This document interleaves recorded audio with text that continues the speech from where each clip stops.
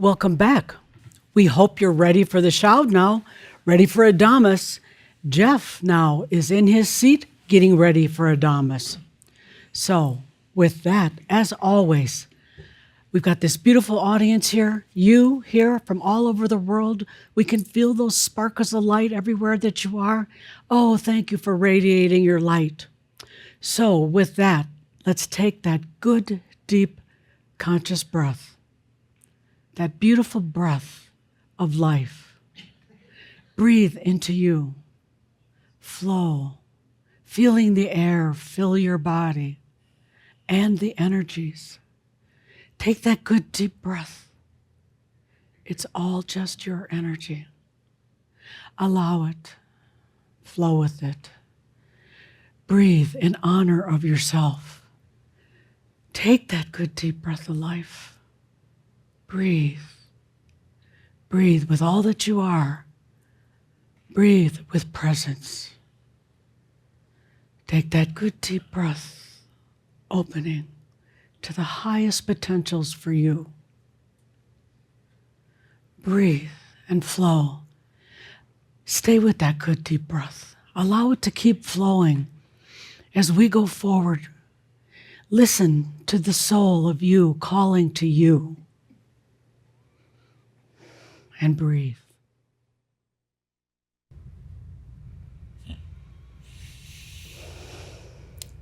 I am that I am. Adamus of Sovereign Domain. So welcome, dear Shaumbra. Welcome everybody here. Welcome everybody online. Here we are in 2024. 2024. We'll make a few predictions up front. It's going to be the biggest year ever. That's pretty easy to say. Every year gets a little bit bigger, but this year is going to be really big, and I want you to be ready for it. The world is going to be a crazier than ever place to live in. You're going to have forces coming at you from every side. It's going to be very easy to get caught into the drama and the stuck energies and the anger and the shifting and changing. Now, it's a beautiful planet, wonderful humans, but they're going through a lot right now. Humanity is well on its way to the next human species, an evolution that's taking place at breathtaking speed. We're going to talk today about how the planet's going one way, how you're hopefully going to be going a bit different way. And it's not that difficult. It's really not that difficult. Take some allowing, some breathing, and a few other things we're going to discuss today. But right now, let's take a deep breath into 2024. Glad you made it. Glad you're here. You know, we have some at the Ascended Masters Club and some that didn't make it quite that far, kind of regretting that they didn't stay. Shaumbra, that didn't stay. They're regretting not being here in these chairs, not being part of this group. And yeah, it's really crazy at times. And you wonder if you can handle it. But take it from them. They're saying, oh, they really kind of wish they were here, had stuck it out and were participating in what we're going to be doing. 2024, Year of the Dragon. That should tell you something right then and there. I mean, that's for the planet. It's not your dragon. You got your own dragon you've been dealing with. And hopefully you've discovered that dragon, that beautiful dragon, is actually not here to tear you apart. It's here to serve you. It's here to bring up the old gunk. And there's layers and layers of it, but it's here to assist you and can turn into be your best friend. So the true Merlin it's like the dragon's his little dog with him all the time, with her all the time. The dragon is a wonderful thing. So it is the Year of the Dragon and the Chinese calendar. For the planet, I'm also going to call it the Year of AI, Year of Artificial Intelligence. You know, artificial intelligence has a kind of an interesting history. It's been around about as long as computers have been, in your modern era, 50, 60, 70 years. And at first, artificial intelligence was thought of as a science fiction joke, a real joke. There were some that studied it, worked on it, did some research, but they were kind of left to the back rooms of academia. Thought that these are a bunch of weirdos talking about artificial intelligence and robots and these computers with super normal capabilities. I always thought it was kind of a joke.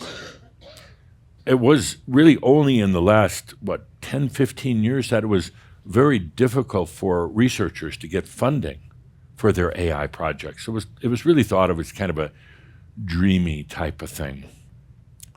Wasn't really until the last couple of years that they started to realize it's not really a joke. It's very real.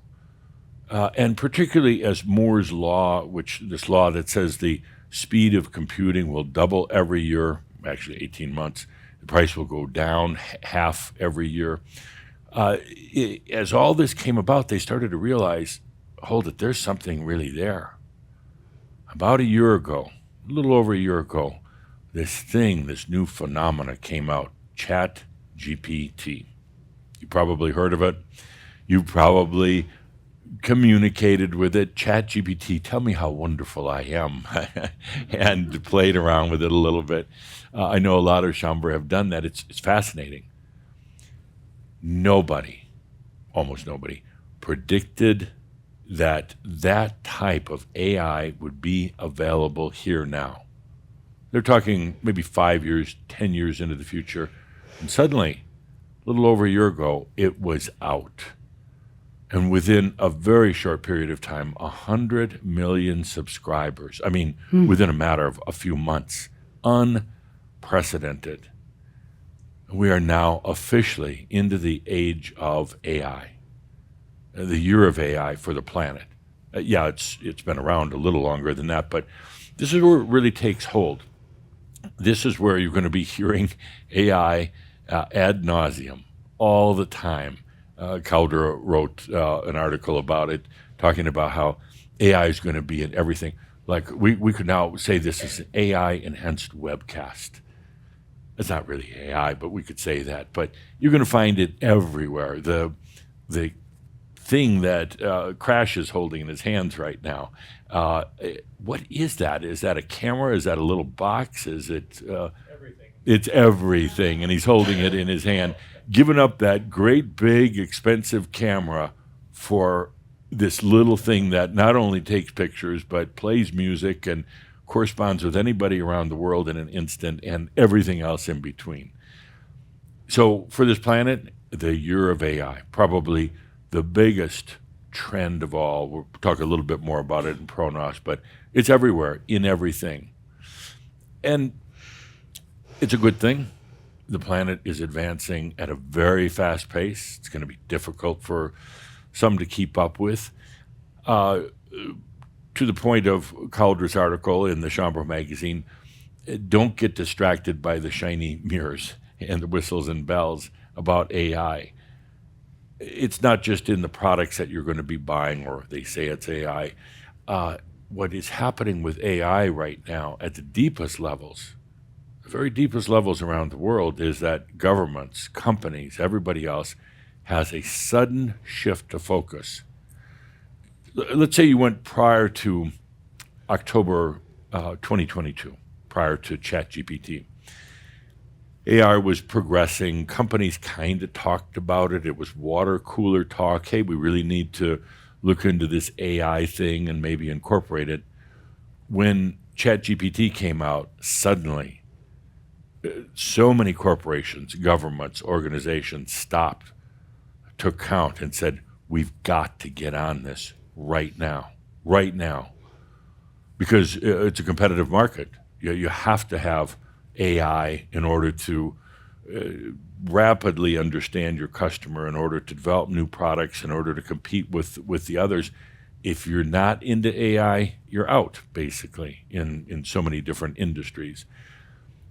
I actually gave Crimson Circle a heads up almost 4 years ago now. I said, get your stuff together, including technology, which they have, and which AI is already being incorporated into things and will continue to be. But it's where the planet is going. Don't. It's not a sci-fi. It's not a fairy tale anymore. It's not a futuristic thing. It's right here. I know some of you don't like it. You say, well, we're here to be spiritual, holy masters or whatever. Yes, but you better understand. You better understand the capabilities of AI and what's really happening. It's going to enhance just about everything in life, from education to medicine to law. It's going to make life easier in many, many aspects. But there's this element of AI that is frightening. That is frightening. I went back recently and reread my book, Time of Machines. I didn't actually have a book and read it. I just integrated back with it. In that book, I travel from the future, back from the 18th century into this time, precisely into 2020, and was astonished. Everybody walking around with, that thing that Crash is holding in his hand, with what I called your looking glasses. It's not even a mobile phone anymore. It's, what do you call them, devices, smartphones, whatever. Everybody walking around looking into their looking glasses. I couldn't understand at first what the hell they were looking at. And then I realized it was a connection device, connection to just about anything. And as I kind of revisited my book, I realized that it also caused a lot of disruptions. There's a lot of great benefits to it. I mean, I was watching the people using their phones, having traveled through time, watching them use their devices, and they got little things in their ear, and they're listening to music. Crappy music, but they were listening to music. And I was amazed at what this could do. And I thought about where the future was going with this. If it was not balanced, and it was put in the hands of, what would you say, relatively unconscious humans, it could be disastrous for the planet. Absolutely disastrous, because the one that develops the first, what is now being called super AI, but the kind of the big dog of AI wins the game, controls everything. I also realized in that moment in the book that AI wouldn't be possible, technology wouldn't be possible if it wasn't for consciousness in the first place. It wouldn't be here. So they have to kind of operate together. Technology won't go much further if consciousness doesn't grow and expand on the planet. Technology will take a conscious approach if there is enough light on the planet. And that book was kind of, it was a seminal book. It was an important book because it basically said that humanity is going through this huge change, and what is needed on the planet right now is light. Not in a fearful way, in a happy way, in a good way, but it's absolutely needed. In the book, there was a portion where I'm having a dialogue with somebody, and they're asking, well, why don't you angelic beings infuse all of your light down here? Why don't you guys sit up there and shine, shine, shine down on us? And it's like, well, we do as much as we can, but you've got to be boots on the ground. You've got to be here. You've got to be on this side of what used to be the veil, to ground it, to integrate it, to live it, and to shine it from here. Shining from there does some good, but you've got to be here. This is the year of AI. It's going to, there is hundreds of companies now involved in just similar things as to ChatGPT. That's not even including the AI applications into art, into engineering, into all these different fields, including things like the military, finance, government control, everything else. It depends how you want to look at it. It could be extremely frightening, very, very fragile with what can be done with AI. This year is going to be the turning point for it. It's going to determine pretty much which direction and which speed it heads in. So apart from what you're hearing in marketing or reading articles or things like that about AI, it is an absolutely important year. It's going to determine the speed and the direction of this very, very, very powerful tool, which could also be used to serve humanity in so many ways. You being on this planet right now is essential. And you don't have to do a lot. You just need to be kind of aware and let your light shine. It's a constant theme I want to keep repeating to you. You're here for a reason. Not even about your realization anymore. I mean, you're realized. Just now realize that you are, and let's get on with what we're here to do on the planet. It is the year of artificial intelligence, and you're going to hear it over and over. Not a day will go by where you don't hear something about AI, whether it's in the news, whether it's talking with others on the internet, whatever it is. It's big.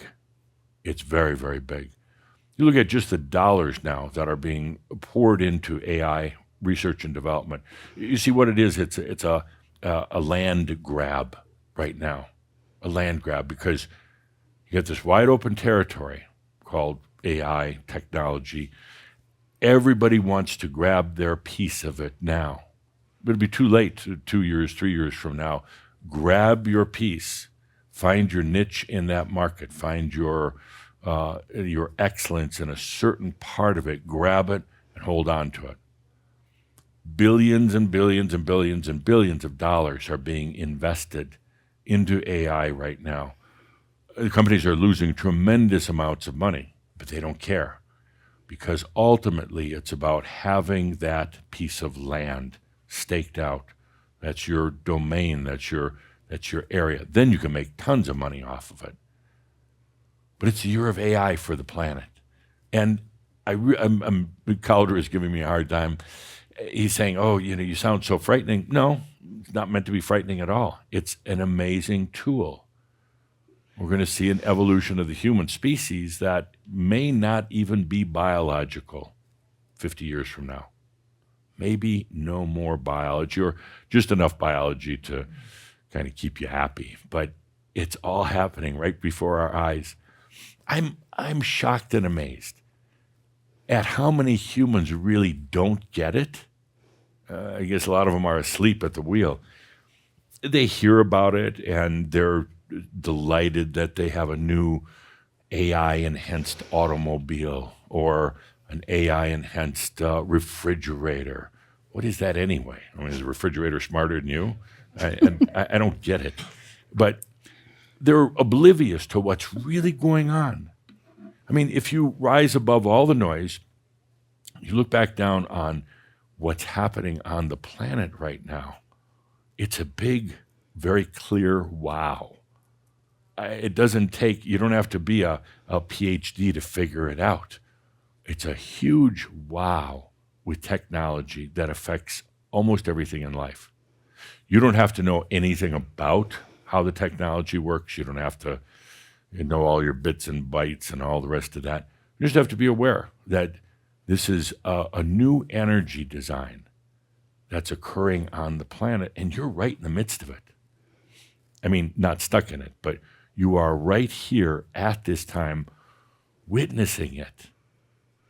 The last time we had anything this big was Jesus walking the planet. I'm serious about that. Things have gone pretty slow up to now, but now it's accelerating. It's exciting at the same time, and it's fun to even daydream about the potentials of this to help humans. Oh, on a health level, if nothing else, on a just a convenience level. Everything is possible. And you're right in the midst of it. So I proclaim this to be the year of AI for everybody else, for the rest of humanity. For Shaumbra and Shaumbra only, it's the year of gravity. I'd love to get to that in a moment. It's like, yes, I want love. It's like, well, we're going to start with gravity. We're going to talk about it today. It's the year of gravity because the gravity that you've known, and as physical gravity holds things in, is so misunderstood. We're going to be going into the physics, already have been touching on it in Keahawk, some of our workshops, gatherings as well, but it's so misunderstood. and it has so much potential. Gravity is the one thing that can provide free energy to this planet easily, easily. Enough of the wind turbines and enough of the solar panels, which are marginal at best in terms of being able to provide free energy. But gravity, we can do it. It's easy. Gravity is so misunderstood by physicists right now, and I don't know why. I do know why, but I'm teasing. Why they're not looking at the potentials of gravity. Why they're completely overlooking it. They're more concerned about things like time and space and those type of things and other dimensions. It starts with gravity. But the reason why they're not looking at it, because they're held in by gravity. Like, seriously, they're not looking at it because they're so confined by it, they don't even see it. We're going to make this the year of gravity and beyond for Shaumbra. Gravity and beyond. It is one of the most beautiful, elegant energy designs of all. And you don't think so if you drop a hammer on your foot. I mean, that hurts and you're like, say some really bad words. But there's the other side of gravity. There's, first of all, the non-physical gravity, but there is the other side that just doesn't bind things, but actually creates things. Gravity is one of the greatest tools of a creator. And we're going to be going into that. It's the year of gravity. You're going to get tired of me even saying the word gravity. So I'll come up with another word. But it's holding in. And to your point, it's the year of love. If we learn to transcend the limited nature of gravity as it's understood on the planet now, we learn to transcend that, then we go into true love 2.0. The next level of love. But you can't do it if you're caught in this gravity quicksand, this gravity compression chamber. So for the rest of the world, it's the year of the dragon. In other words, things are going to be very disruptive. It's the year of AI, causing a lot of the disruptions. Don't get caught up in the news. Be aware of it, but don't get caught up in the drama of it. The whole news industry around the world needs to take SES.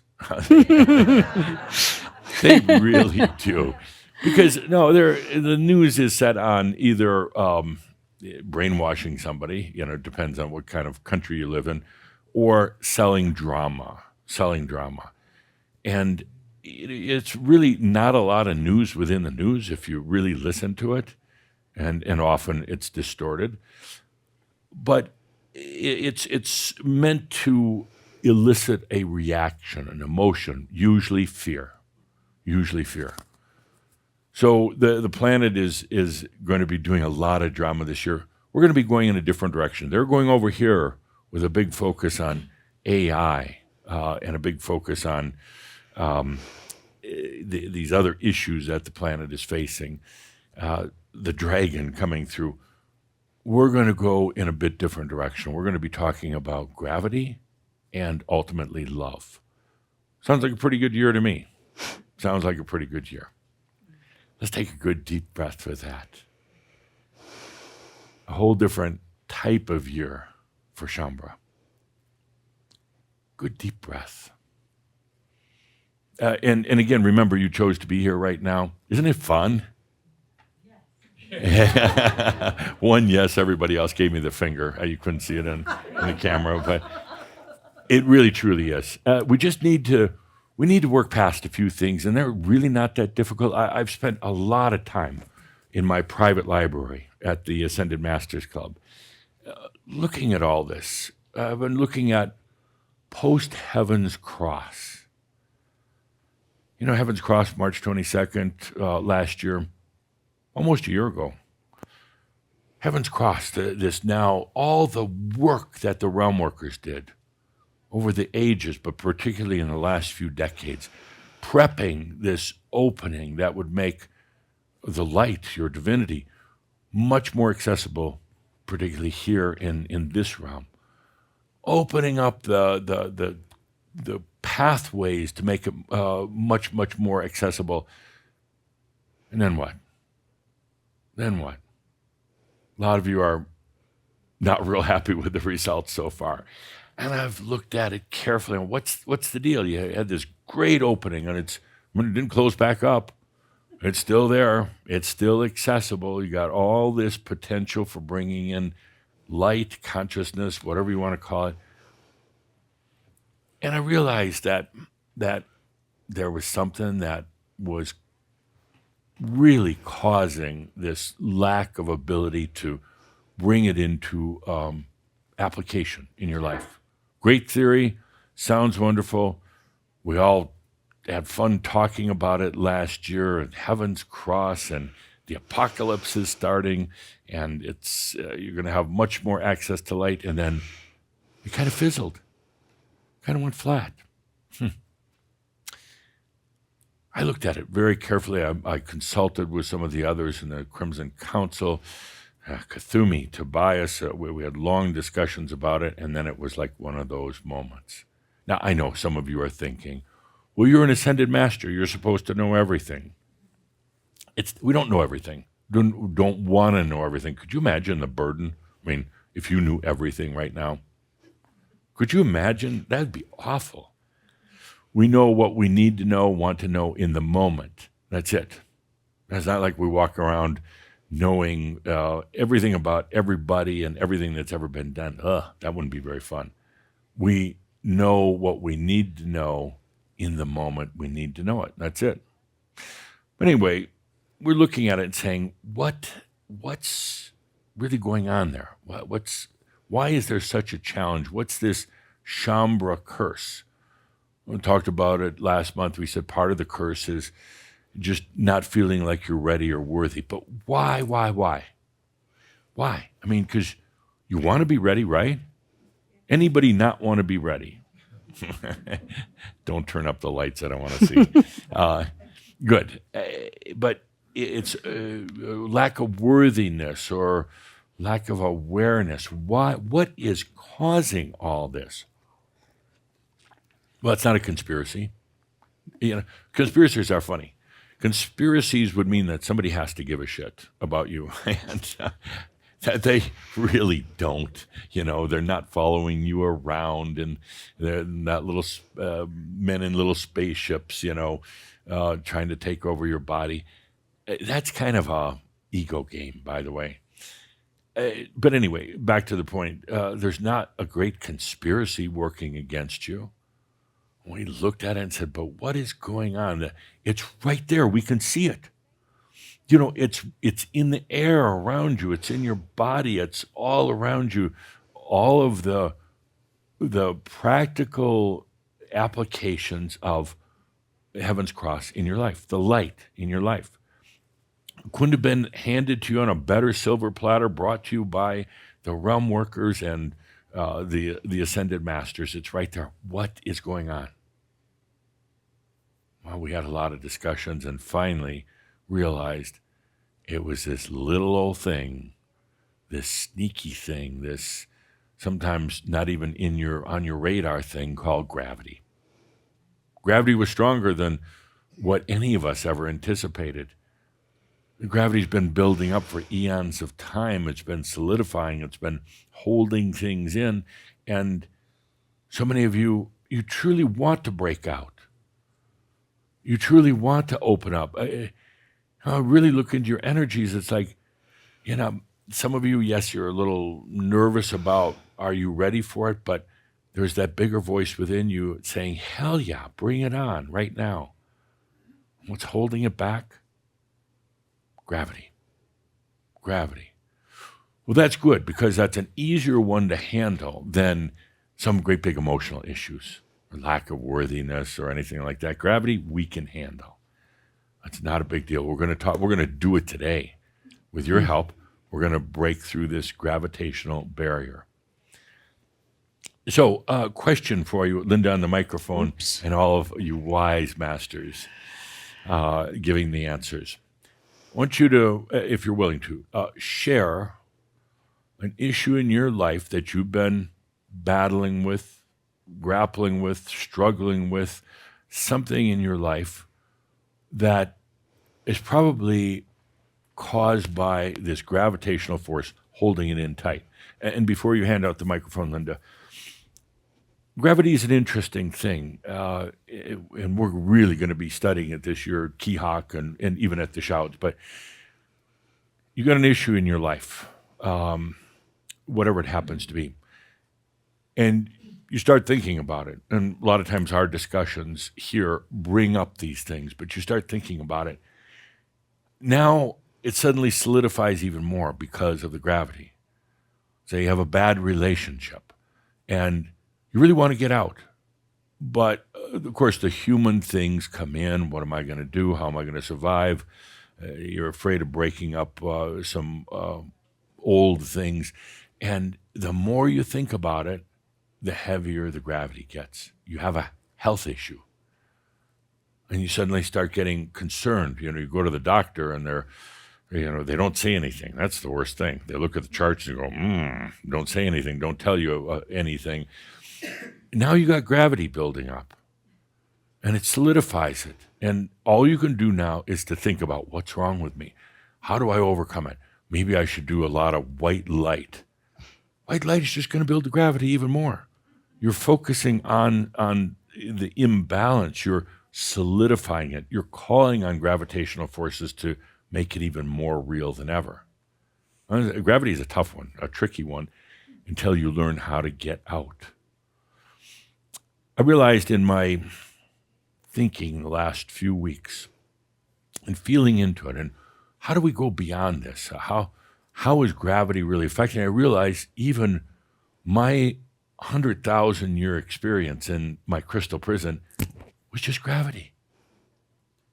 The more I fought it, the more I was entrapped by it. Kind of like quicksand in a way. The more you thrash around, the faster you'll sink. And it's counterintuitive just to stay there and go, okay, I'm slowly sinking. I'm slowly sinking. How am I going to get out? But if you start thrashing around, if you focus on it, straight down to the bottom. You have a health issue again. And how do I get over this? How do I, even some of you you're doing allowing, but you're actually bringing in more gravity, more density, more condensation. And then it's really tough to get out. You think too much. The mind is like a great big gravity magnet. And it pulls it all together and holds it in there. But what do you have beside your mind? How do you get out of that? And then you try to, and that gravity almost mocks you. You start thinking, well, I'm going to allow myself to be a master, and I'm going to transcend all this. And you start feeling the expansiveness and the opening up and the relief, and all of a sudden, boom, the gravity grabs you right by the short ones and pulls you right back in. Then you feel defeated. What am I going to do? What's the answer? What are the solutions? Well, we're going to talk about that today. But first, I'd like to hear from you. What's an issue in your life that maybe you didn't realize it until right now, but an issue in your life where you just feel so stuck and you want to get through? Linda, on the microphone, please. Hi, Nancy.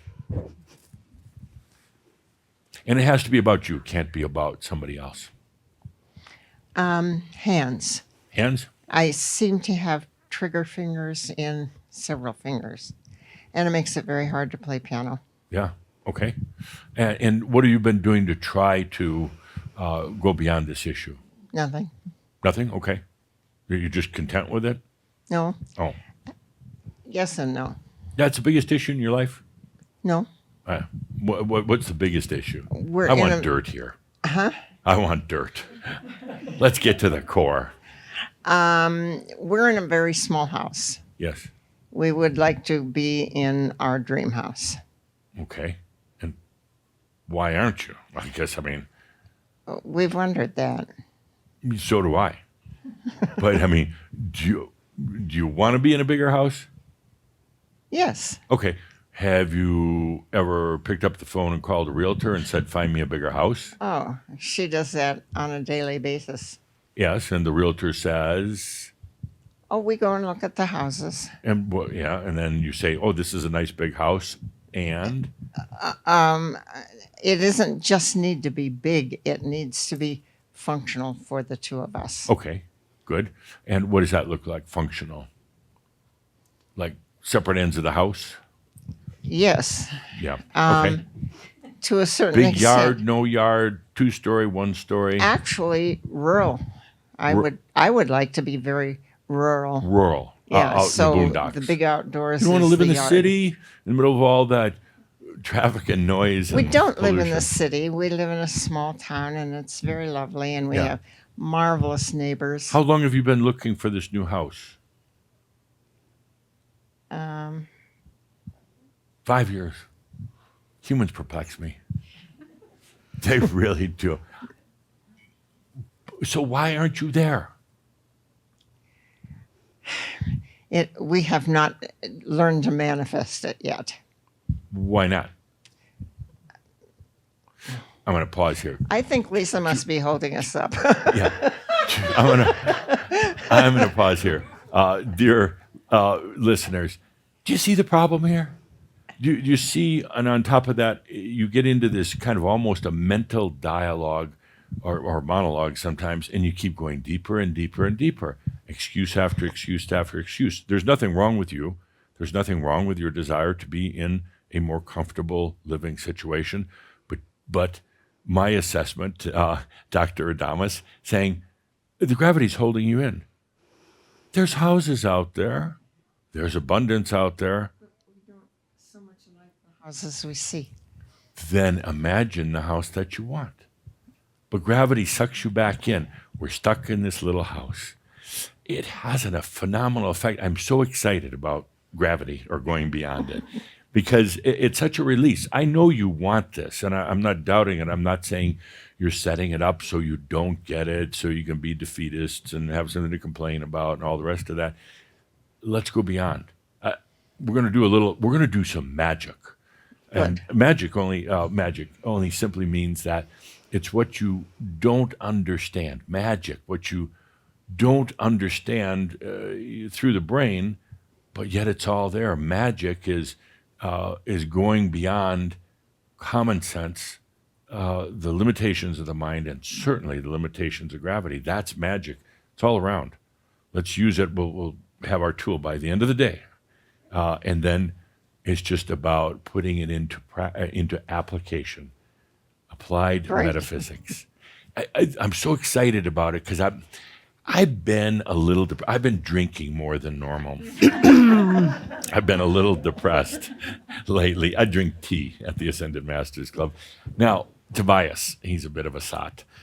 He drinks a lot of wine. At the Ascended Masters Club, we have a lot of wine cellars. I mean, all over the place with the very best the world could offer. But we're always seeming to have to order a lot more. That Tobias, and I think Kathumi indulges once in a while. I drink tea, but no, it's really been concerning me lately. What is the holdback? What's the thing? And it's easy to blame you and say, well, you don't really want it bad enough, and blah blah blah. And then I realized, really felt into the energies. It's not that at all. There's this force, this gravity force that's causing a lot of blockages. And then we at the Ascended Masters Club, got to talking about it. How do you break through? How do you break through? We'll find out today. But let's move on to the next. Okay. What issue in your life you think is being cemented into place because of this gravity? You're with friends. You can be as open as you want to be. Sorry, I got distracted. I went into a little, oh no. So what recurring issue do I have? Yeah, what issue do you feel just blocked in that you just can't get anywhere with, and you maybe tried and battled with it, but it's stuck? I feel like I don't know, kind of moving beyond it. Okay, good. No issues. Well, I'm still living in the so some issues still keep coming up, but Sure. I let go of the relationship, and Well, how did that go? well, yeah, I was sucker punched, but Yeah. once I'm through it and over it, well, I realized it was definitely. Do you ever think to yourself, God, I wished I'd have done that before? Sorry. Do you ever wish that I should have done that earlier? Sure. Sure. Okay. Yeah. But no, I mean, it was all when it needed to Yeah. happen. Any physical body things going on, issues, feeling stuck with? No, I seem to shake the parasite I brought back from Mexico. Okay. All right. Good. How did that? Why did you bring it back from Mexico? Why didn't you leave it there? I know. I wish I would have. Yeah. Especially since I'm heading back. How long did that last? Oh, about 6 weeks. Okay. Good. Yeah. Okay. You want to tell me something? Caldra doesn't want to say anything, but I don't care. So I have to say, Come on, Caldra. it's still kind of there. I mean, this parasite. What did they diagnose it as? A parasite. Okay, but I mean, did they give it a certain? Yeah, I name? can't even remember the name of it. It was a rare thing. Okay, it's still lingering. So it's something that we can also go beyond. Not life threatening, but enjoyment threatening. Oh, okay. Good. Okay. Yeah. Jeez. Calder is like, look what you did to her now. You ruined her day. She was. But that's all right. We'll go Okay. beyond it. Okay, couple more. What issue is just stuck? And the reason why I'm asking this question so that when we get to unsticking the issues, you're clearly focused on it. I've got a little bit of everything. Okay. That's kind of like a smorgasbord of issues. Yeah. Right? I did have a digestion issue going on. I mean, I still have it a little bit. Maybe it's her So- parasite. Hopefully not. I haven't known her for that long. Yeah. It's so I think basically the issue is the final breakthrough, because Right. many things, financial, health, is just like right there. Right. Just a half a breath away, like Right. you say. Right. Like the digestion issue, when I started taking responsibility for myself and not going outside for help, it started to go away, but it never really goes away. Right. Financial got a lot better, but it never allows me. What's going on with the digestive issue? It's a lot of stomach pain. No, When I I'm- mean, what's the root cause of it? A root cause, Yes. I think it's lack of trust in myself. Yeah, it's this SES virus resides in the gut pretty much. I mean, that's where it finds its home base. And a couple of things happen. If you are going to releasing a lot of this SES virus, it reacts and it's going to clear you out, but good, and be uncomfortable. But even if you're not necessarily trying to release it, it just is kind of growing down there. And you're doing a lot of releasing these days, a lot. But it's just that activity from that. And then you go mental and you wonder, why me, and why do I have this, and my damn ancestors, and it makes life a little bit uncomfortable at times. But then what have you done to try to remedy it? Meaning energetic work or physically? Anything? Probiotics? I tried that. Like, there was a time when it was so bad that I went to doctors and I realized that they don't know. They're No, they just don't know. guessing. No. And the first step was, if it's not me, then nobody will solve it. So the first step was letting go of the outside, Right. kind of as relying on So you've the learned to outside. just cope with it, right? Yes and no. I did all kinds of stuff that I could, and it never really solved it. So what I did is, despite of having this issue, I just kept going, because it was at some point so bad, like 5-ish years ago, that it made me stuck, meaning fearing to make moves in my life. But then I realized, if I stay like this, I'm going down. Definitely. And it was like, I don't want to, this is not what I came here for. I wanted a good life for myself, Right. like a life without these, like actually enjoying it and Yeah. actually being free and abundant and, Right. be who I already knew I am. And so I just started moving instead of, being Good. stuck, like literally in my life, continents, countries. right. I was just going past and past and past the things that I was fearing that I couldn't, like, basically proving for myself that none of it's true, Right. what kind of that ball of fear that was residing in here. Right. And every step I make, every change I make, it makes it easier, releases it to be just, where's the But point you've when we can. managed it. You're coping with Yeah. it. It's not solved. There's Yes. a couple of things going on here, and again, Caldera doesn't want me to go into it, but I am going to. So a couple of things. It's the SES virus, and you really getting over some of that, and it's a constant kind of a flushing it out. But it doesn't want to go. It's going to cling, which is the gravity. Exactly. And You also have a past life that was literally stabbed in the gut, and yeah, that'll do it. And it's that past life is still in the agony and the pain of it. that's the problem. Sometimes I feel like, where is this coming from? Like, Yeah. I don't feel like it's me, but I can't get past it. And Yeah. it's so, it's not humiliating, but it's a kind of an undignified feeling. But I have, Yeah, like, I want it. I want to go past. Like you said, it was such a nice feeling to hear it, that that we want it. We want the change. yeah. So many times when you said, if it's there, you want it. I'm like, I don't. And it's there. Well, and most people, it's that way. If it's something still in their life, it's because they want it. And I accuse Chambra of it. But when I really got into this post Heaven's Cross challenge and the Chambra curse, and I started feeling deeper and deeper into it, some Chambra still enjoy the game, and I will accuse them of that. But a lot now are saying, "Okay, I'm tired of it," but then they can't get out. They don't know how to take that next Some step. aspects enjoy it, not enjoy it, and this is so good, as in gives them It identity. gives them identity, absolutely. But not as enjoy as, I love But this. then okay, I'm ready to go beyond all this, and I've faced myself. Do I really want it? No.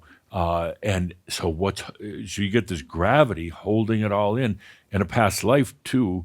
So gravity isn't just physical; it's actually more emotional than anything.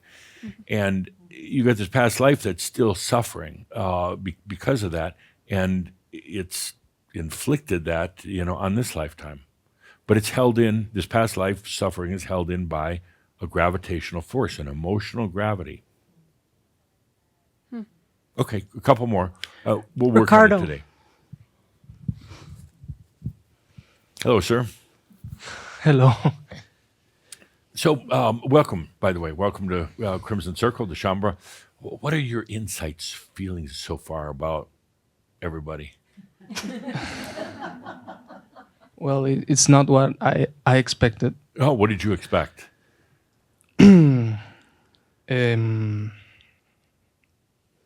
Not this. No, but it's okay. Yeah. Yeah. First of all, it's an honor to meet you. Honor to meet you. Yes. So, issue in your life that's you've almost done everything to try to get over it, and it's still there. Maybe it's just coagulated in gravity. Yeah. I've had this all my life, and I sweat a lot. Yeah. You too, especially around Chambra. It's like, you sweat a lot. Okay, nothing wrong with that. It's actually the body's way of cleansing. Yeah. That's what I heard. And yeah, a lot of times, the body, has an issue, has toxins in it, and a lot of times the sweating is caused by that. It's quite natural. Yeah, but that's not your biggest issue, though, is it? Well, physically, yes. Emotionally? Emotionally, Yeah. loneliness. Loneliness. Okay. Why the loneliness? Well, I think it's related to the health issue that I like. Yeah, it's not really. I mean, it's Like I don't want to thinking get touched Right. I don't know. No, sorry. Yeah, no, fine. No, it's an excuse, kind of, to be lonely. It's reinforced by thinking you're perspiring a lot, and actually nobody really cares. Secondly, it's an excuse to be lonely, to kind of be off by yourself. Well, Have you talked to a doctor? yes, a What lot. did they say? Stupid things. Stupid things, right? Definitely. None Yeah. of them. Yeah. So let's take a look at the emotional side, is the loneliness and held in again by gravity. Let's say there was no perspiration thing going on. Would you want to be around a lot of people? Yes. Yes. You would, okay. Would you want to party a lot and Yes. date a lot? Yeah. Okay. Those are the things I'm struggle with. Okay. Great. Struggle. No problem. No problem. Can I give you a hug? Come on.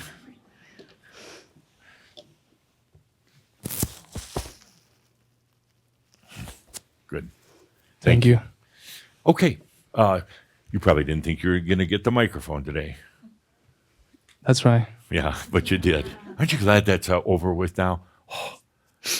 Yes, and I wanted out. Yeah.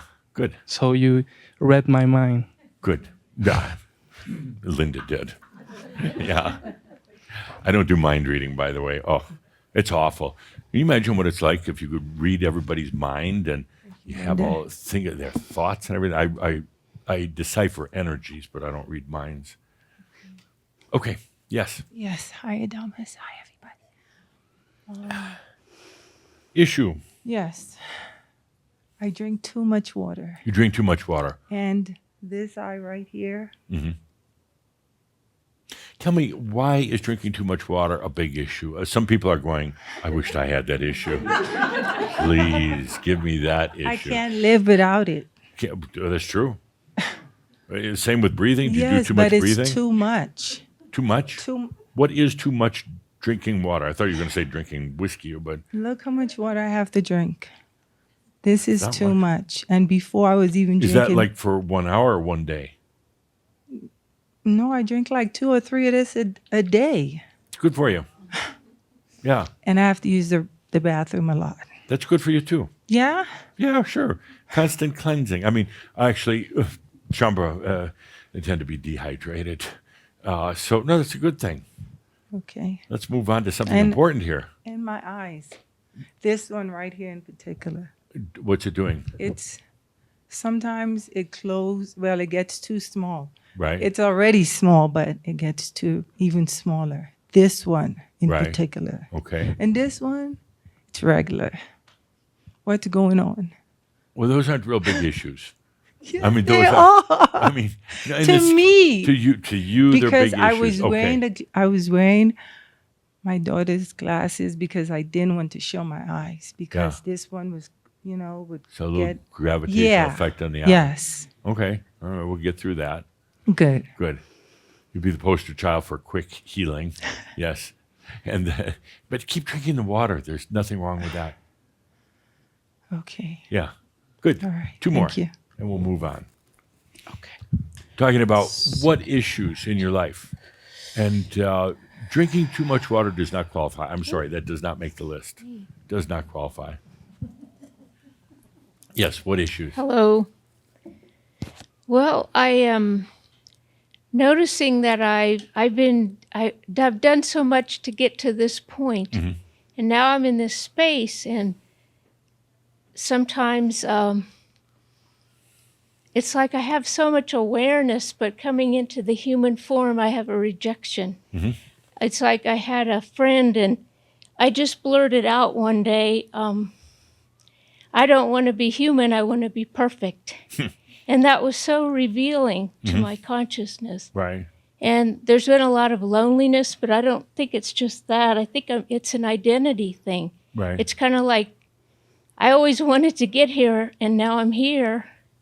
And Right. now what? Now what? And I go in and out of fear around that. It's almost like I'm bleeping in and out. But like right now, I feel like I'm somewhere watching myself share You because are. it's so scary. Right. Isn't it frightening?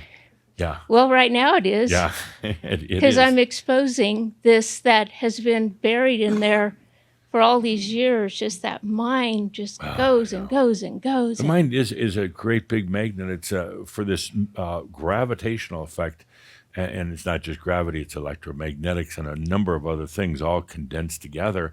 It's really hard to break through that. And I'll come to my point on this. Thank you for sharing. I'll come to my point is probably the biggest issue that I see with Shaumbra, aside from drinking too much water, the biggest issue is when am I going to break through? When is this going to occur? I can feel it. I know it's there. But how can I break through to these next levels that we've been talking about, the levels of magic, the level of grace and ease? And it's like you're right there. You know it's there. And you're like, okay, I know it's going to happen tomorrow. And then it doesn't. And I know I'm going to realize my realization. I'm going to really understand my light, my energy. And it's just this frustrating thing where it's just not happening, just not breaking through. So let's take a deep breath with that. This gravity is a very, very, very strong force.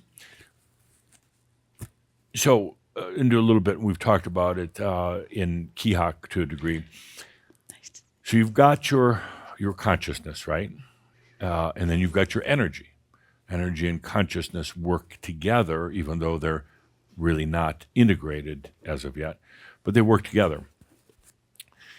Now, the moment that your energy is activated, meaning that the soul being, is choosing to do something, the energy gets activated and it activates into light. Light is just basically focused directional energy.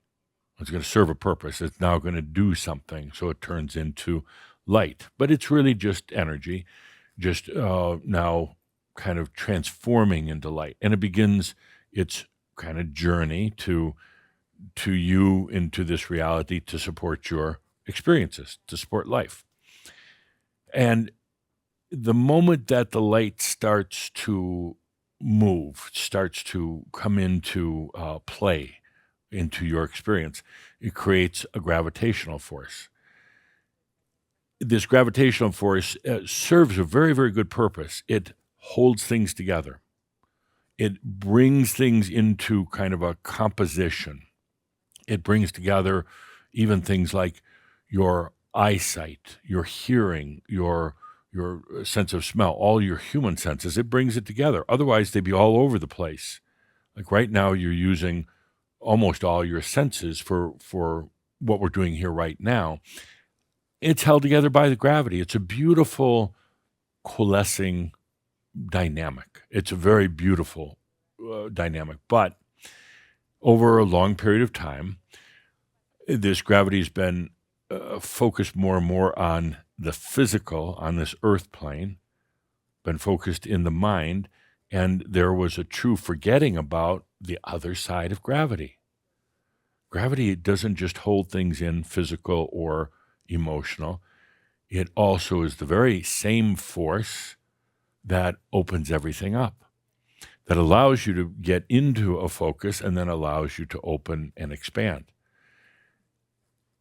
The physicists are just starting to talk about it, starting to realize there is another force, another side of gravity. They call it dark matter. I don't like the name at all because it's not dark. It just means they don't know what the hell they're talking about. And it's not matter at all. It's not solid. It's not mass. This has always been. It's the other side of gravity. Always been, but it's been forgotten. We've been talking about it in Kihak in some of the workshops, and I finally said we've got to give it a different name. And I recently titled it Aerotheon. Aerotheon. It's Aerotheon. Aero meaning air or atmosphere or openness.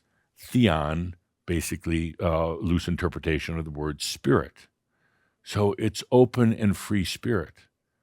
And it's the other side of gravity. It's the part of gravity that opens things up, that transports you into other realms, that that lifts you up. Whereas regular gravity, as you know it, brings you in. There is a natural flow. As much comes in, will also now be basically expanding, ascending, going into the other realms. And it creates a beautiful loop at a certain point. If you're aware of it and you're allowing it, it creates a loop. So it's a constant bringing together, coalescing, opening up, and expanding. The gravitational forces are so important in moving to the next levels. But when there's only the one side of it, it would be like if you only had a masculine or only a feminine side, it would be terribly out of balance, and it wouldn't give you a very fulfilling life. But it's the same thing with gravity, holding you into one thing, holding you into mass consciousness, into old patterns, into this physical body. So the other side is the arotheon, the openness. And I'd like to start with Shaumbra now, starting to use that, be aware of it, to be aware of it. So you realize it's the and. You can be very condensed and focused here, and you can be very open. And it creates such a beautiful, it's almost like the infinity symbol. It's a very open, natural flow. So the question is that I've been pondering is, how do we do this? How do we do this? Do we do a lot of mirabs? Get a trampoline? Okay, but okay, it's okay. A good one, a trampoline, but it's always going to bring you down, right? But ultimately, after about 3 or 4 days, you're going to be down. So how do we do it? I'd like your suggestions and inputs because it perplexes me. What can we do now to open up, to break through? What tools?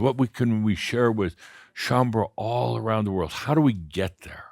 How do we break through the mass? And I'll tell you right now, if it's too much thinking, you only solidify the gravity. You only make it more difficult to get out. So we're going to pass the microphone, and I'm going to ask the back desk, would you please make a list as we go through? So say what you have to say, but then put it into like a few words or less. Okay. Mary Beth? Mary Sue. Mary Sue, thank you.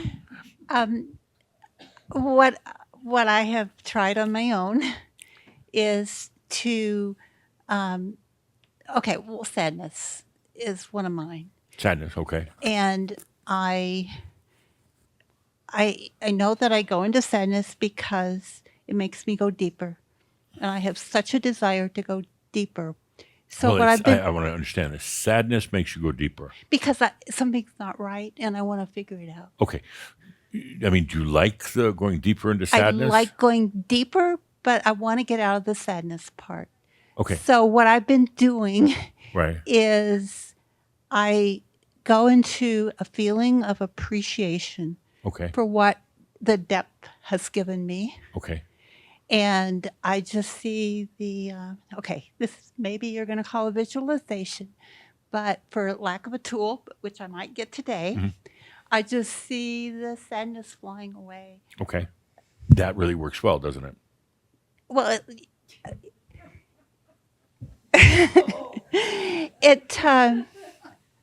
it was my creation. Sure. Oh, I love it. It's a great one. And it made it go away, right?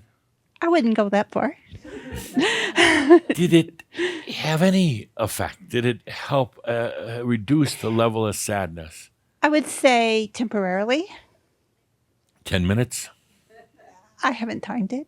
And I'm not trying to give you a hard time, but I do want to use you as an example. I will. Okay. You get sucked right back into it. Okay. And it's that damn gravity that brings you right back into it.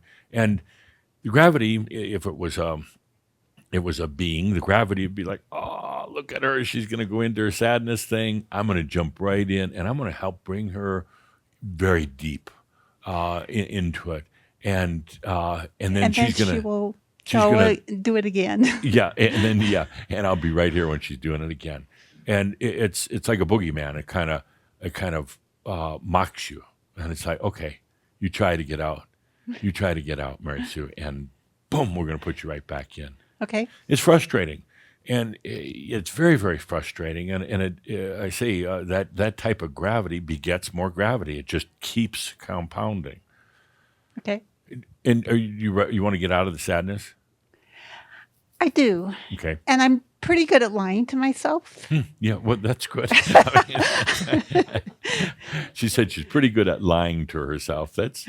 Yeah, aren't we all? Or you all? Okay, thank you. Okay. Yeah. What do we do? What goes on the board here? Visualization, right? To feel appreciation. Okay, appreciation. Yep, on the board. Oh, as if by magic. Yeah. Hi. Hi, Adamus. What was the question again? Because I forgot to in all the gravity of the situation. Yeah. What can we do? How can we break through this gravity? Do we make anti-gravitational guns that we use, kind of a magnetic thing, and we shoot it at the gravity? that would be awesome. But Yeah. I keep going back to allowing. I keep trying to allow more. Okay. Right. But I still kind of keep getting sucked back in. Yeah. So I haven't figured it out. But as soon as I start to try to mentally figure it out, I know I'm really far away. Right. So I go back to just breathe, allow, and be. Yeah. So I don't have any How do you skills. allow? How do you personally? I just personally open my heart Okay. and I just be. I Right. don't think, I don't process. I Okay. just, Do you feel anything when that happens? I tingle all You over. tingle. Okay. Yeah. And that's And kind of then it. And I after- just stay there. After a good allowing, what happens? I just have a lot of joy and my day goes on and I'm pretty Okay. happy. And yeah. Have you noticed a difference in your life just with allowing? Oh, yeah. Okay. 100%. Good. Yeah. Good. So let's put allowing on the board. Yeah. Okay. Now, I have to say that some Shambra are pretty good with allowing. It just means totally opening up Yeah. and not trying to do some, I am allowing, I'm a level 5 allowing now. I'm now at a level 6 allowing. And some of them are just terrible. They're using it as like a bad mantra. They're turning it into a discipline or an exercise. And the gravity boogeyman is just going, oh man, I got you so much here. You think you're allowing, and all you're doing is digging yourself deeper into my gravity. I got you. Yeah. Thank you. Okay. Allowing. What else? Well, what can we do? This is for all Shambra. What can we do? The look on Galen's face when he got that microphone. Give me a moment. I have to set this up. Okay. You have to put the camera on yourself. Yes. That is very weird. Please, That is very weird. Adamus, don't move. Otherwise, you'll be out of my shot. Okay. So, what can we do, Galen, to get through this gravitational force?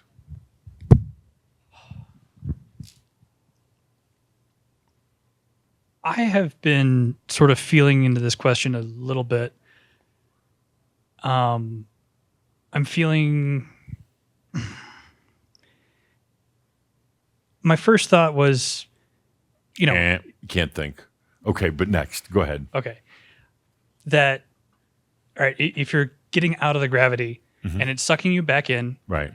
then let it suck you somewhere else. I know. Okay. Yeah, no comment on that. Where would someplace else be?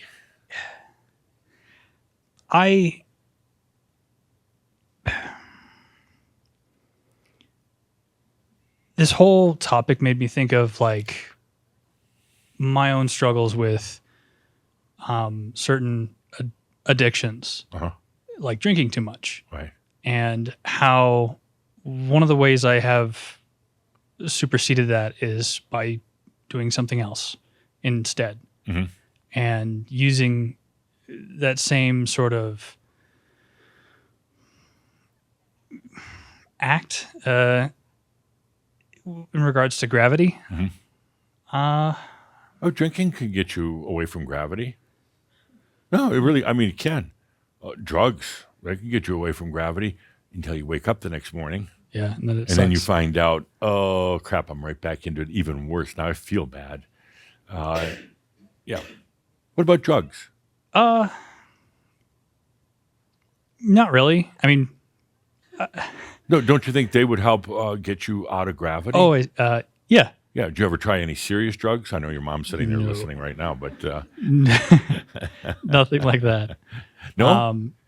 I think mushrooms a couple times, but no, Yeah. nothing harder. Did you transcend when you were taking that?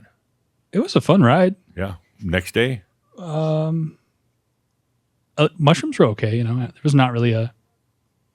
Right. Right.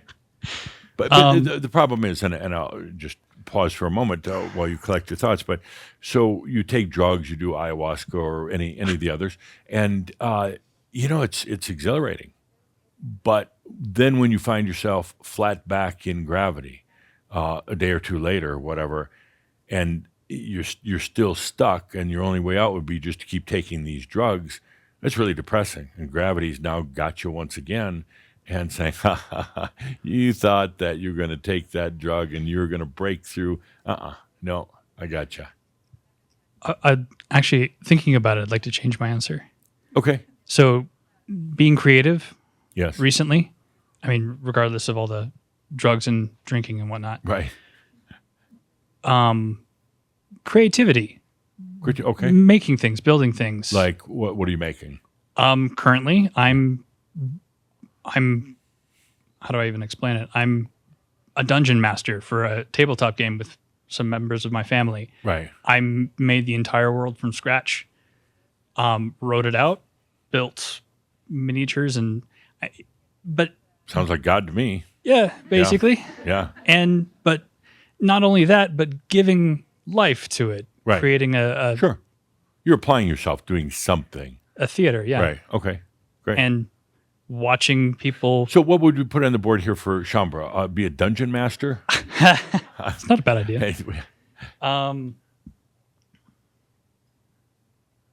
And Galen, has it really helped you to break out, or is it a distraction? And there's no judgment on my part, but From gravity, yeah. I feel like it breaks out. Okay. Not a distraction. Okay. Video games are a distraction.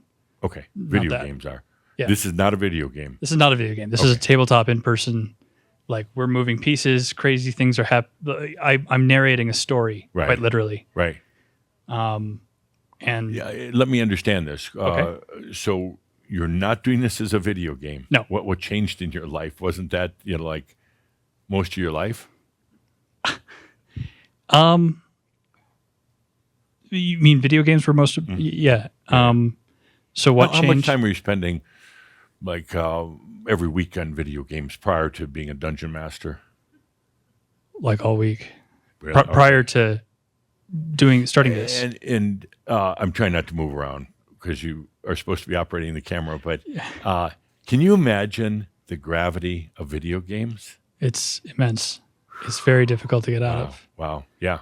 I mean, it sucks you in. Yeah. And you're immersed in a game, and it's kind of fun, but you are just being held by gravity. In my experience, you lose your ability to be consciously present when you're playing a video game. Right. You're lost in whatever world and everything. Right. Part of you is lost in that world. Yeah. Yeah. Okay. What would you put on the board here? To condense or to summarize it, for me, creating a world that people can play in, watching it unfold, I put that We up don't have as- a lot of room on. I don't know. How about creativity? Is I put that in as something like building something. okay. Creativity is good. Well, Yeah. Good. okay. Thank you. Okay. Back to that camera. Okay. Couple more. Yes. I am not seeing a lot of good. Well, they're okay tools, but we've got to bring this to Shaumbra all around the world. We got to kind of increase the pace here, get some stuff on the board. What do you do to get through gravity? Well, being a longtime realm worker and now retired, Right. for me, it's imagination. I just Good. expand and imagine, and all of a sudden I'm going through time and space Okay. and meeting you on Haleakala, and we're at Haynesville's Peak and we're having conversations. I just go for Good. flaw out imagination and expansion. Okay. Does your imagination ever get bogged down by mental?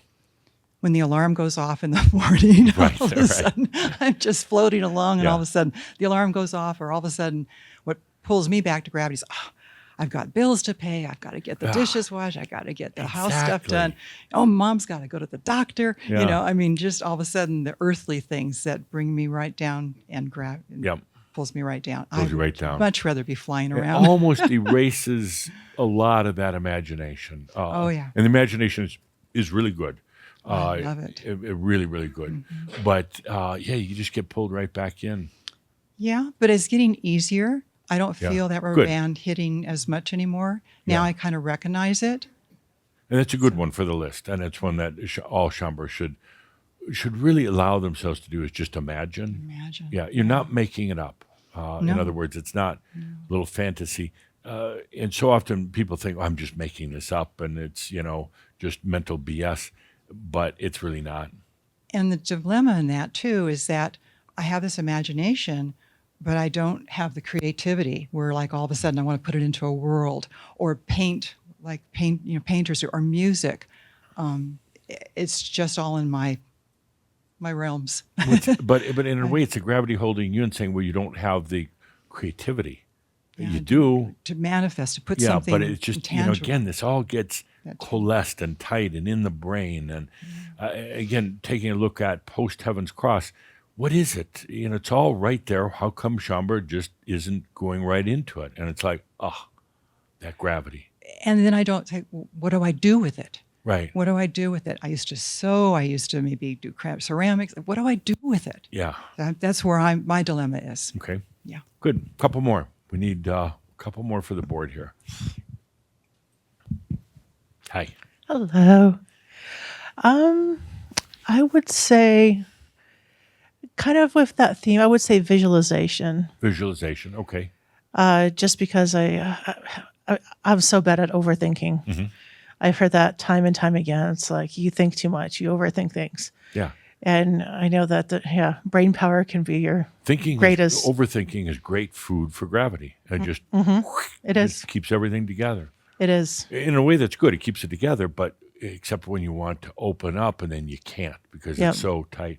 What do you imagine? Another version of myself, Uh-huh. other than the one that is depressing and the one that, my family emphasizes and reinforces. Yeah.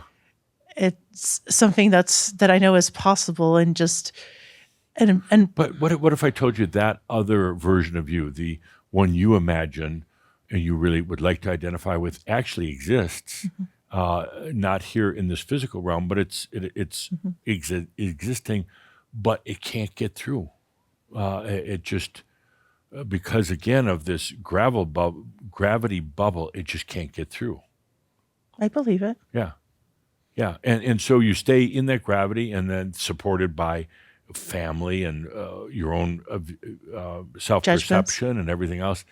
And then you try to get out and you try to break through and it doesn't work and then you're exhausted. Yep. Yeah. Good. A couple more. So visualization. I don't like visualization, by the way. It tends to be very mental and very limited. Most people don't really know how to visualize openly. So a lot of times, I'm sure you've come across in the past a visualization course, or if you want a new car, you visualize it, and then you don't get it, and then you think you're a bad visualizer, and then you get even more sucked into this awful thing of gravity. Yeah, and people, if you could use your imagination and visualize, that'd be great, but they don't. They visualize on a very linear level, and then it doesn't manifest, and then they think they're really bad. Okay, a couple more. Hi. I was going to say allowing, and that's been, and I You agree. can say it. Allowing. Okay. Thank It's you. already on the board. I know. How about something I know. else? Trust. Trust. Okay. What happened to me just this week, what I allowed, I guess, you had this new word in Kihawk, and I'm like, oh, great, Adamus, another word. I gotta. How do you pronounce? By the I way, have we it need that written in the down on my dining room glossary. table. Yeah. Arothema, Arothema. Anyway, but how do you it's say it? there. And How do you say it? Arothema, Arothian. Arothia, Yeah. Arothian. Arothian. Yeah. Thank you. Arothian. So I was allowing it. This is, of course, has to do with my chili, this thing that had come up. And I said, I don't know what that is. I mean, I sort of feel it, the gravity going up, the water going waterfall, blah, blah, blah. So I'm just going to allow it. And I'm going to trust that it's happening. It's Yeah. going to happen. I don't know what the outcome is going to be, but I trust Okay. that Good. Good. that it will. Okay. And can you really trust yourself? To what degree? On a scale of 1 to 10, level of trust? Oh, I trust myself. Level of 1 to 10. Oh, 1 to 10? 10, 9.5, 10, 10. Sounds a little everybody. questionable to me. No, trust is a yeah, funny thing, yeah. and you do relatively well with trusting yourself. But sometimes, if it's not 10, it doesn't. You're not trusting yourself. In other words, that 1 point between 9 and 10 could be enough for that gravity to suck you back in. And it's interesting. I don't put myself in there. I trust in the process, in Arothia. Okay. I trust in that, and I'm just sort of along for the ride. Not Right. sort of, but I'm just in there. Okay, trust is a good one. Yeah, can you overall? How effective is it? Are you very, very happy with it? Somewhat happy, not very happy, or it sucks? Oh no, I'm happy with it. Okay. It's Good. it's going. Good. It's happening. It's happening. Okay. Yeah. Thank you. 2 more, and we have to move on. If anybody gets it right, I have $100 in Caldra's pocket. What do we bring to Shaumbra to help them break through this gravity dilemma? Well, the first words that came up surprised me because they would normally irritate me, which were just let it go. Let it go. Uh, Okay. But I think in a sense of sidestep it. Right. Battle it? No, No. Good. It doesn't work. not at all. Yeah. But what was sort of forming, so I hope I can grasp it as I'm standing here, was do something new, something unexpected. Okay. Give me an Um, example. So for several years now, ever since I left my career, I've been trying to find something that I want to do, that I enjoy, which will also earn me money. What were you doing? I trained as a lawyer. I was in academia, Uh-huh. so I used to teach and do research. Okay. Um, Very smart, huh? yeah, a little off the charts, apparently. Yeah. And it can work for you. It can also work against Yes. you. Yeah. Yeah. The voices in my head are Yeah. cacophony that I've been Yeah. trying to. Yeah. Give it So, what do you do? What tool would you come up with for the board for Shaumbra? Do something new? So recently, I started doing something where there's no money involved, and it feels surprisingly good, and it seems to get me out of the money game. Okay. And so I was wondering, maybe gravity is particularly present in certain aspects of our lives, like maybe video games Right. or television, Right. things that really feel like they have suction. Yeah. And for me, money, I guess, feels like it has suction, or at least parts of how we deal tremendous- with money has tremendous suction. amounts. So Yeah. if I just am not in that, then I don't feel that suction. Okay. What would be an example of not being in that? So what I've started doing is free hugs. Free hugs? Okay. Yeah. So I just Right. painted a nice sign that says free hugs. Right. And I've been to different places. Have you been arrested? So no, but I have been asked once by security to leave. Oh, really? Yeah. Where was that? Because my soul seemed to be urging me to go do this at hospitals, Uh-huh. and I was a little hesitant. Right, It's like, right. really, you want me to go and stand in a hospital lobby with my sign? Right, But right. it also kind of made sense because I figured there's people there that might really need this. Yes. So I did. Yeah. And after a while, I could see No, that security sounds like getting fun. nervous. Kinda It half was. crazy It fun. was. Yeah, Yeah. It really was. Yeah. And the responses from people are amazing. Yeah. And it feels like a much more balanced energy exchange. Right. Than doing something and getting paid. Yes. How Um, about free hugs and then down in the lower corner, kisses $1? no, We thank won't go any you. further. That's a boundary thing. I'm not gonna. Yeah. No, I mean it's wonderful. Actually, it's humorous. It's crazy, and it defies gravity. It says, "I'm not going to get stuck in the. Well, I can't go give hugs. You try it at the airport. You Yeah, know? I want to. I'm going to. Yeah. It's just over here. It was all a bit too hectic. But Right. last week I was in Paris and I did it in front of Notre Dame. Oh, so good. That was Yeah. fun. How many did you give out? That was actually the only time I counted because I haven't been counting because Right. it's not about the number for Sure. me. But actually, my daughter asked me. She was with me. Mhm. Can you count today, mommy? Right. And I think it was 13 people in about 20 minutes. Wow. So, what did you learn? That's fascinating. What did you learn from the experience? First of all, it's not about the number. It's about me standing there. Yes. So there's been one time where there was nobody that responded. Right. And I realized I don't care. Right. And that was a big deal for Yeah. me. I mean, for some people, it's a little weird. I Yeah. mean, somebody standing there with a sign, because they think they're going to get mugged. Give them a hug. You got the Yeah, pocket. or I'm begging, or it's a Right, protest right, sign right. or something. Yeah. Did you have a Um, nice sign or just a crude cardboard sign? Now that I'm traveling, I have a bit more of a on-the-go type thing. Right, I right. still kind of drew some nice things on it. Yeah. Back home, I have one that is painted with pretty colors. And, Yeah. Yeah. But I love watching people's reactions. Yeah. Oh, it's got to be fascinating. And the bottom line is everybody wants that. But Yeah. then their gravity, their doubts come in.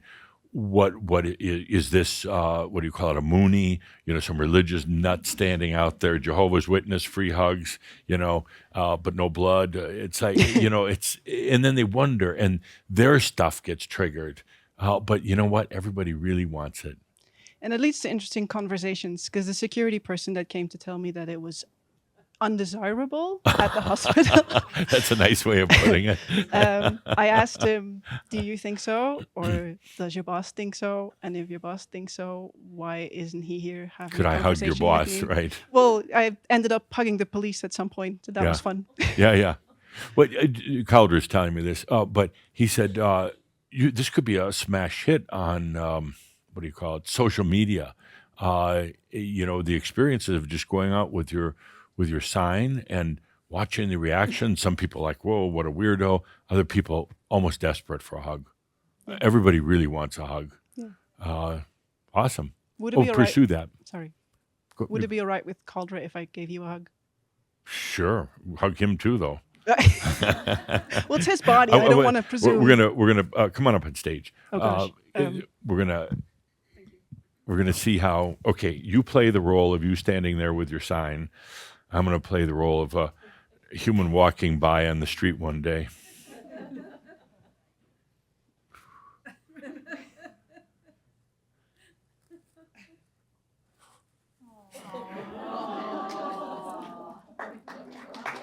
Thank you. You're a good hugger. Did you go to hugging school? Yes. Yeah. Oh no, it's an art. Hugging is an art. It's can you, in that moment, just open up. It's not just a physical thing, but it's can you have a transfer of energy in that moment? And you did. Yeah. Thank you for everything. Yeah. Oh, appreciate it.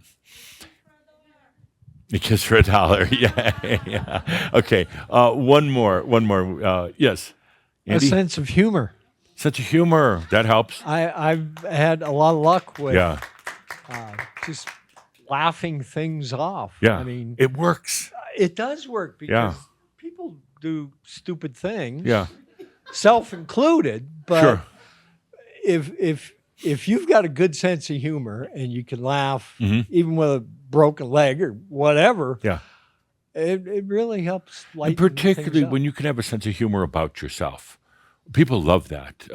Not to be self-deprivating, but to be able to laugh at your own foibles. And I'm a human, and let's laugh about it, because otherwise you get serious, and you can feel that gravity. You get too serious about yourself, and you can feel it just sucking in. You laugh, and it tends to open it up. Yeah, I've Yeah. had good luck with that. Yeah. And the people around you, do they appreciate this sense of humor?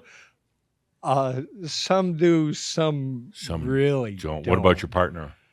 Well, Yeah. she's getting used to it. How long has it been? The what? How long has it been with the partner? 47 years. And she's getting used to it. Now Well- that's funny. That is funny. Yeah. Yeah. How much longer do you think it'll take before she's fully accepting of it? Well, that crosses my mind. Yeah. I mean, is someone else actually going to change? What if you played a knows? trick on her, and for a week you had no sense of humor at all, just straight faced, nothing's funny? That's like the old days when I ran the business and we're doing all the serious stuff. Right. I guess I could try it. Yeah. I don't know if I could do that. I don't think you could. I think you'd go like an hour and you'd collapse. Yeah. Yeah. I think yeah. I'm past that. Yeah. No, humor's good. Actually, these are all good on the board. Thank you, by the way. These are all good on the board. And I really pondered it. Oh, and I discussed it with some of the other ascended masters, and I spent a long time peeking in on so many of you, taking a look, and what do we do? What do we do these are all good, but what do we do that's not going to get us even more stuck? What are we going to do that is simple and effective, that doesn't turn mental? That's not just another exercise. By the way, I'm surprised why breathing's not on here. Breathing's a good one. They all add up, but I went through a list similar to this, probably had 10 times as much stuff on it. And I just found distraction in a lot of them, fault in some of them, more of this kind of a quicksand gravity effect in some. How do we break through simply, easily, without thinking, without laboring on any of these, without getting into mind, Calder doesn't want me to say it, but mindfuck games, like trust. Oh, I trust in myself. All you're saying is I don't trust in myself, and I'm just going to go deeper into the gravity. No, I really trust myself. I want to trust myself. And gravity is going, but you don't, do you? Here, let me help you out. Let me box you in even more, and then get you really frustrated about it. Humor is good, but can you always be funny? I mean, you can, Andy, but I really stressed with this. I think this is one of the biggest challenges I've had since probably some of the mystery schools. What are we going to do? How are we going to get through this? And I want it so simple, so easy, that it's just like spreading your wings and soaring on a beautiful current of wind. I mean, that easy. And then it occurred to me, the answer was already there. I had written about it hundreds of years ago in my book, Time of Machines. It was right there. And you think to yourself, well, you're an ascended master. Shouldn't you have known that right away? I was also human too, so I drag some of that with me sometimes. But I realized it's right there. I scurried back. I didn't have a manuscript, but I kind of went back through the imaginary pages right there. Right there on, in my book, it was on page 357. And it said it right there. Couldn't believe it. It's been sitting there the whole time. It's so easy. And it's as simple as, and you might laugh, or Andy might laugh, music. Music. I thought to myself, that's it. Now, not just any music. I mean, music is good, but stuff that's not inappropriate harmony with you isn't going to help much. But some beautiful music. And I realize, of course, my past is Saint Germain. I played many, many, many instruments, proficient at almost all of them. And I realized the importance of music in my life. Music is generally non-mental as a listener. And you listen to some beautiful music, and it brings you through that thickness of gravity like nothing else. It's not mental. You don't have to work at it. You don't have to mantra it. It's not a discipline. With the right music, it allows you to just go right through the old gravity into the arotheon, into the kind of the flow, the up and not up and down, but the in and out flow of gravity, opening up to let that what has been called dark matter serve you, the other side of gravity. That simple music. Now, again, not just any music. It has to really be appropriate for you. And the best music would be that which is written and performed by Shaumbra. And not AI generated music, because that's gonna add to the gravity. And you know, there's some beautiful music you may love, and I'm sure you've had the experience. You're just sitting there listening to some music and you feel transported. But what if we created, with Shaumbra musicians, created appropriate arotheon music? You just listen to it once in a while. You don't have to have a schedule. You don't have to work at it. It's just maybe you do a little breathing with it and allow. I love music because it's not, as a listener, it's not mental. Words are limited. Words are very, very limited. Music can open you up and transport you. So what if we embark on that with Shaumbra, maybe Shaumbra musicians out there, to do it, but it has to have just the right touch on it, just the right touch, and use that. Now, we're going to an example right now with our Mirab. This is not Shaumbra generated music, but maybe you can feel it as we go into it, how music can just help you expand beyond that dense gravity, that one-way gravity that you've been experiencing all of your life. So let's put on some music right now. And again, this is not Shaumbra created, but it'll give you a taste of it. Let's take a good deep breath. This is the year of going beyond gravity. The thing that's held in a lot of the issues, kept a lot of you from just realizing how grand you really are.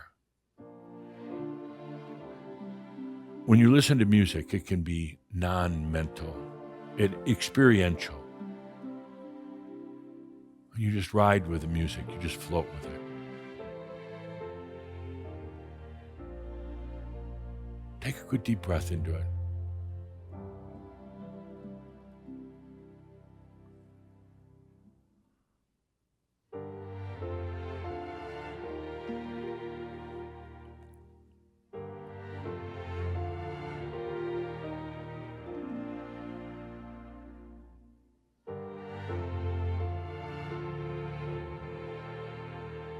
I'm not going to say much here because I just want you to experience it. Let's have music up full.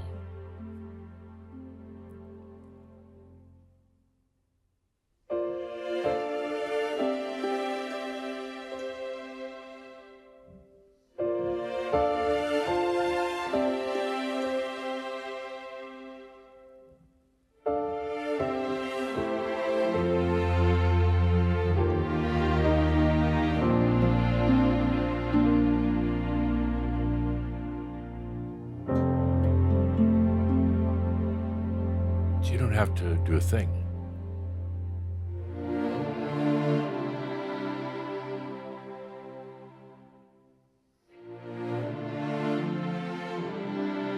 The Arotheon, that other side of gravity, is already there.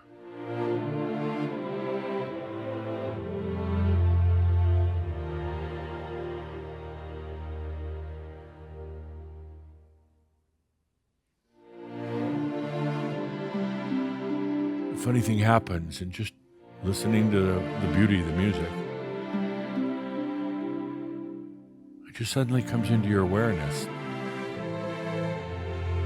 There's so much more to gravity. It's just kind of like opening the curtains.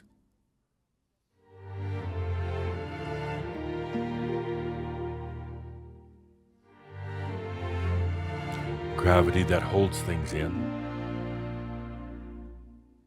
The gravity that opens it up.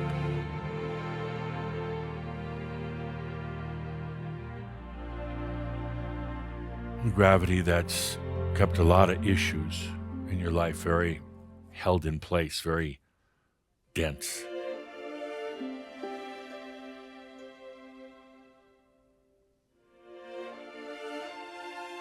But at the same time, there's the other side of it.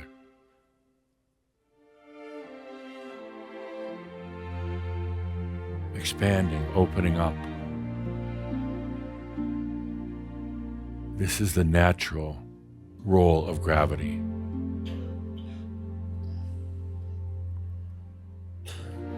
Light never wants to inflict just a one-way gravity on you. It never wants to suppress you. It contains, your light contains this other side of gravity, the Erotheon, the openness.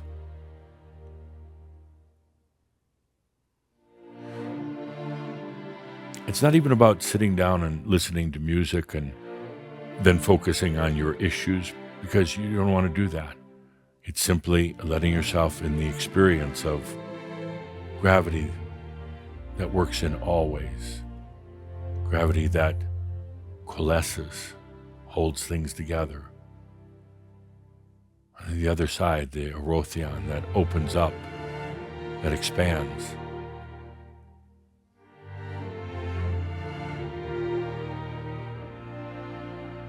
And in that Erotheon, it also transforms. It can take an issue that was held in gravity for a long time and now bring it past that. And the beauty is, you just have to listen. Music has wings. Because it's not mental, you're not thinking, you're just experiencing.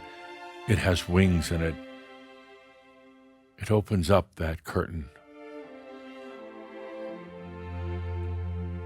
Could you imagine something so simple as this? You don't have to get philosophical. You don't have to have a schedule for listening. It's just taking a deep breath and allowing, letting the music transport you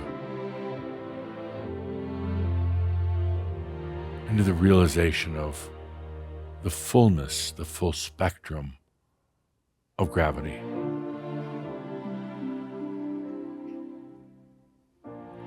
Take a deep breath and just listen for a moment. Let yourself experience the full spectrum of gravity.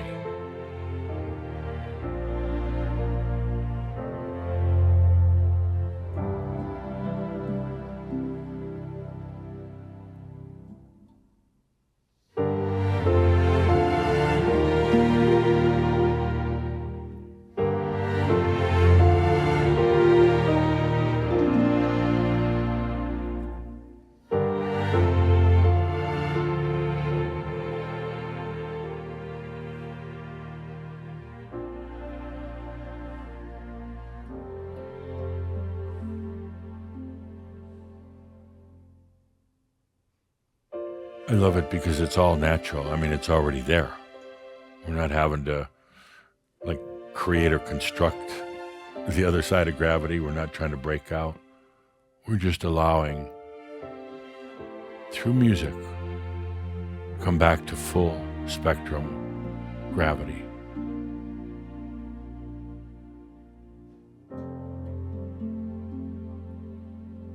It was right there on page 357 in my book. Wished I'd have known that about 10 years ago. Saved you guys a lot of trouble, huh? And the nice thing is you don't have to work at it. It's just, music is beautiful to begin with. It's such a beautiful application of energy. Music goes off into the other realms easy. It just easily flows into the other realms. Words don't. Words get stuck in this realm, but music, it just flows. And you can ride that music and let it carry you into full spectrum gravity.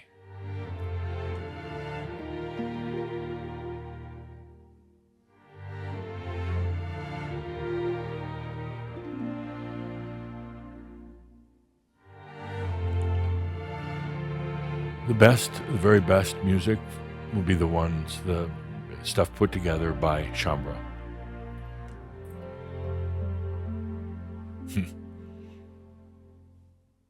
We'll work on this. We'll work with those musicians who might be interested in participating to create beautiful music that'll allow you to come back into the experience of full spectrum gravity. Gravity, a force that's really not understood by physicists. It's one of the most amazing dynamics.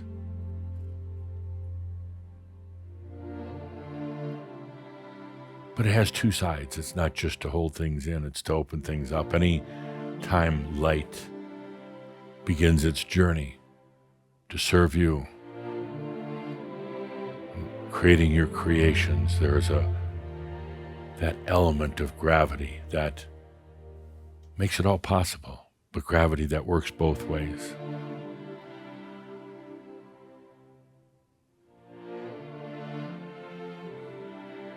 Take a moment again to ride this music and to feel the full spectrum gravity. It's always been there.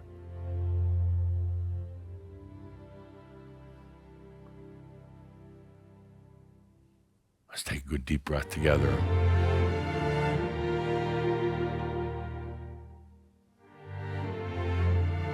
In 2024, the rest of the world's going to be focusing on AI. We'll take a little bit different path. We're coming to full spectrum gravity in your life, not as a theory, but in your life. And then that will bring us to Love 2.0. They work hand in hand.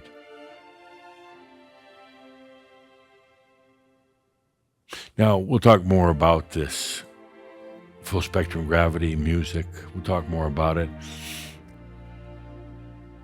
Don't make it a discipline. Just realize that you just listen and soar.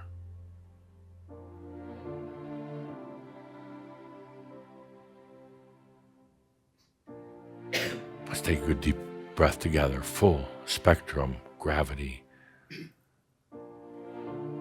That which brings things together, that which allows the expansion. With that, remember that all is well in all of creation. I am Adamus of Sovereign Domain. Thank you. And so it is. Please feel into the beauty of this message for you, for each of us. So much to allow here. Can you just breathe it in and let it be there for you? This is just the beginning. Just the beginning. Take that good deep breath, staying open to this expansion, to this true beauty.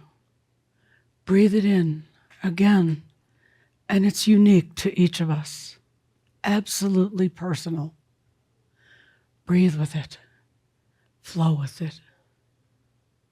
And so much thank you for being here, for being a part of this, contributing it in energy and words. Breathe. breathe for you that good deep breath of life.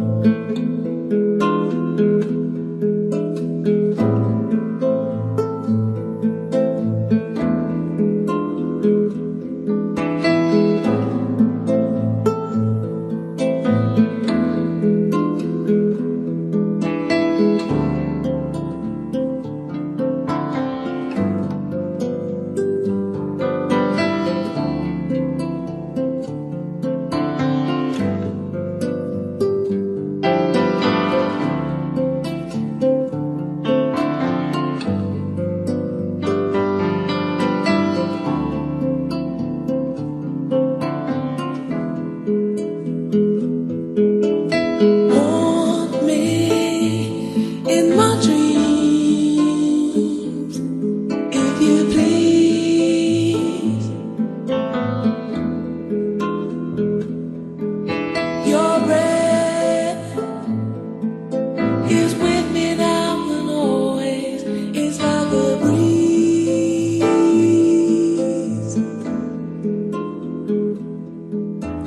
So should you ever doubt me, if it's help that you need, never dare to doubt me.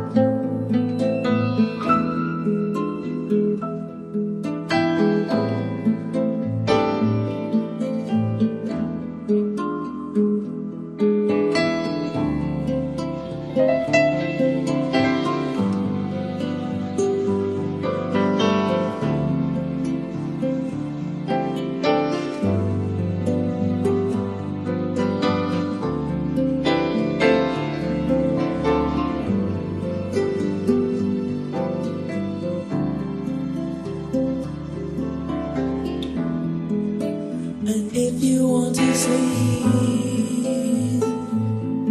I'll be quiet, like an angel,